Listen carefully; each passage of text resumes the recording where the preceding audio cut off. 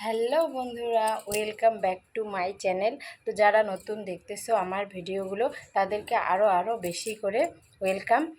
তো আজকে ব্লগটা দেখতে থাকো কি হয়।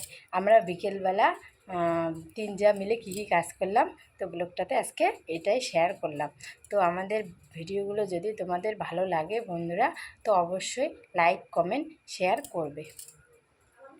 তো দেখতে থাকো।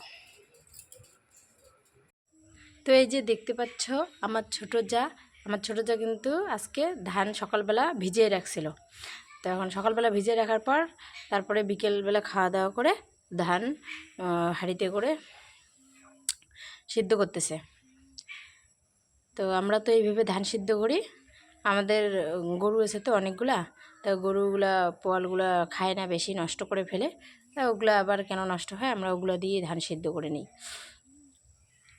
তো এইভাবে ধান সিদ্ধ করি। তো বন্ধুরা কারা কারা বাড়িতে ধান সিদ্ধ করে খাও, তো অবশ্যই কিন্তু কমেন্ট করে বলবে। কারণ এখন তো অনেকেই সবাই কেনা চাউলে খায়, কিন্তু আমরা গ্রামের বাড়িতে সবাই ধান মানে সিদ্ধ করে চাল বের করেই খাই। আমার ছোটো যা কিছুক্ষণ ধানটা জাল দিল, তারপর জাল দেওয়ার পরে ধানটা কিন্তু সেদ্ধ হয়ে গেছে। তো এত বড় হাঁড়ি একা তো নামাতে পারবে না। তারপর আমাকে বলল যে একটু ধরতে, তো আমি ধানের হাঁড়িটা ধরাই দিলাম, ধরে তারপরে এদিকে নামিয়ে দিলাম। তো এটা কিন্তু আমাদের বাড়ির পিছন দিকটা, এইখানে আমরা বাইরে এটা আর কি বাইরে ইট দিয়ে উনুন তৈরি করে এখানে ধান সিদ্ধ করি। তো এত বড় হাঁড়িতে করে ধান সিদ্ধ করি। এই হাঁড়িটা দিয়ে কিন্তু 3 হাঁড়ি ধান হয়েছিল। তো বন্ধুরা কে গেস করতে পারবে যে ধানটা কতগুলো ধান হয়েছিল, 3 হাঁড়িতে কতগুলো ধান হবে। তো যদি গেস করতে পারো কেউ, তাহলে অবশ্যই কিন্তু কমেন্ট করে বলবে। এই ধান সিদ্ধ করতে কিন্তু খুব কষ্ট হয়, যারা করে তারাই বোঝে। তারপর আমরা কিন্তু আমার মেজো জায়ের সঙ্গে দুইজনে গেলাম গরু আনতে। গরুগুলো জল ঠল দেওয়ার পরে বাইরে মানে রাস্তার ওইদিকে একটা মাঠ আছে, মাঠে ওখানে বাইন্ধে রাখছি। তো গরু আনতে গেছিলাম আমরা দুইজনে। তো গরু ওইদিকে ও ছাড়ি দিচ্ছিল, আমি ভিডিও করে নিচ্ছিলাম। তো এইদিকে আবার একটা গরু মানুষের ওয়া বাড়িতে লেগে গেছে খাইতে। তো কি পাজি গরুগুলো।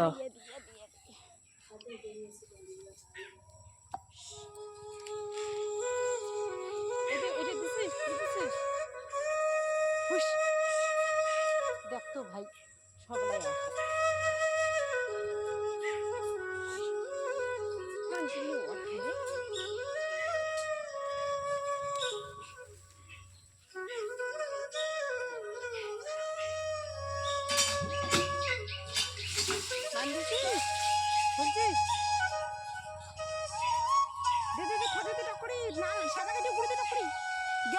আগাইছি।